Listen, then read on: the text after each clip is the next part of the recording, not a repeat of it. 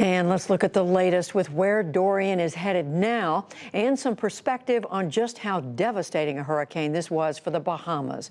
Ken Graham is the director of the National Hurricane Center. Ken Graham, thank you for joining us again. So give us the latest information you have on Dorian. Judy, it's still moving to the north, stationary over the Bahamas for so long. It's a devastating situation. It's bad enough to get hit by a Cat 5 hurricane. It's even worse to have it sit there. So when we saw it starting to move at 1 mile an hour and now 5 miles an hour, we're starting to move northward, get the core of those winds away from the Bahamas, but still a big impact for Florida and the Carolinas with time. And how unusual is it that this storm has been sitting in one place and staying there for so long?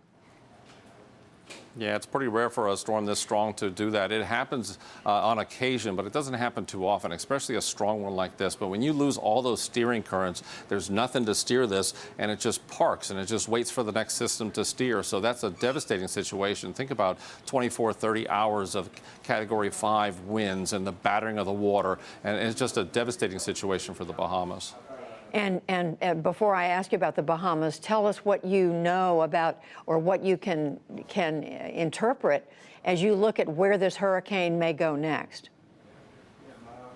Yeah, looking at that forecast with time just right along the coast. And it's interesting because the core winds have decreased throughout the day, but they've expanded. We've seen the winds, the tropical storm force winds go from about 120 miles from the center all the way to 175 miles from the center. So much larger with time moving ever so slowly. 2 p.m. on Wednesday, still off the Florida coast. And by the time you get into 2 p.m. Thursday, it does speed up. We have it off the South Carolina coast and also on Friday, still moving as a hurricane. So right along the coast of South Carolina, North Carolina, so still some impacts with storm surge and winds and some rainfall for the Carolinas. So important for everybody to pay attention to along that east coast. But Ken, I do want to bring you back to the Bahamas. It looks as if it's been catastrophic, the damage there.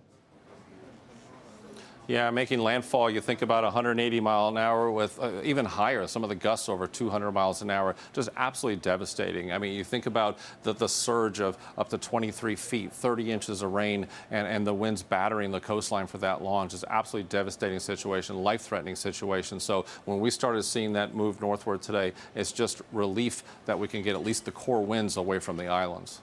You said it's unusual for a storm to sit this long in one place. Are those conditions that we are likely to see again? Are these the kinds of atmospheric conditions that can repeat themselves? Yeah, you can. You go back in history, you can find others that did the same thing. I can think of, large storms, Florence moving so slowly. I go back to Betsy in 1965, a very strong major hurricane slowing down as well. So you can find it in history. When you lose those steering currents, it's just a dangerous situation. You hope they're open over the open waters, but when they're over land, that's where you get the devastation. And you do have to look at history when you're looking at these hurricanes. Yeah, you do. Every one of them are so different. They bring different types of impacts. And if you think about this, bringing the devastation of the Bahamas and then going into the future with this path, and you start seeing the storm surge. This is actually our storm surge forecast for the future, all the way from Florida into Georgia, the Carolinas, and even inland. You get to North Carolina, you can see some of this storm surge go miles inland.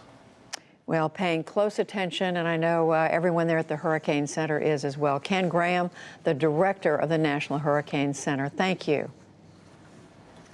Thank you.